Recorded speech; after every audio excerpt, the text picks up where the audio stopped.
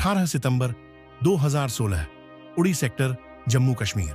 सुबह 5:30 का समय था जब 4 हेविली आर्म्ड आतंकियों ने भारतीय सेना के कैंप पर हमला कर दिया। 19 जवान शहीद हुए।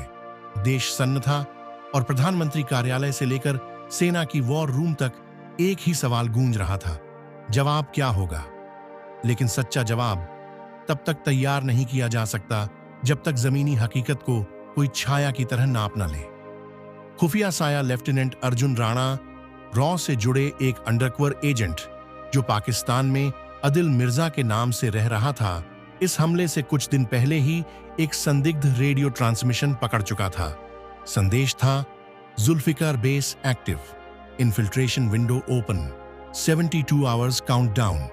अर्जुन ने इसे तुरंत दिल्ली भेजा, लेकिन जवाब आया, पुष्टि करो, रिस्क लो, लेकिन सटीक जानकारी दो। सीमा के उस पार 25 सितंबर LOC पार पाकिस्तान के कब्जे वाले कश्मीर में एक पहाड़ी इलाके में अर्जुन ने एक गुप्त बंकर की तस्वीरें भेजी। वहां से एक ट्रक रोज रात को LOC के करीब आता और लौटते समय खाली जाता था।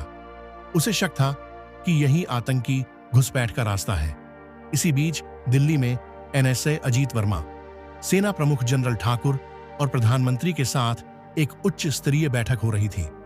क्या हमारे पास लक्ष्य की पुष्टि है? हाँ, और हमारे पास एक आदमी है जो हर हरकत पर नजर रख रहा है। ऑपरेशन शौर्य।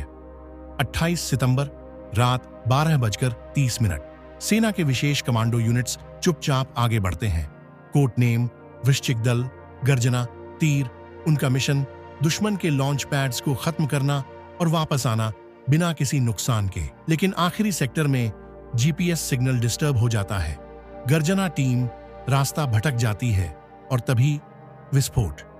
लेकिन वो IED नहीं था, बल्कि एक गुप्त अलार्म था जिससे पाकिस्तानी पोस्ट्स को भनक लग गई। अर्जुन की आखिरी कॉल। वहीं दूसरी ओर अर्जुन राणा ने एक अंतिम संदेश भेजा, code red, Zulfiqar base evacuated, they are moving towards Gulmarg pass. फिर उसका सिग्नल कट गया। क्या अर्जुन पकड़ा गया? छठी सुबह का उजाला। 29 सितंबर सुबह 4 बजे भारत ने प्रेस कॉन्फ्रेंस की। DGMO ने कहा, भारतीय सेना ने सीमा पार जाकर आतंकियों के लॉन्च पैड्स पर सर्जिकल स्ट्राइक की। सभी लक्ष्य सफलतापूर्वक नष्ट किए गए।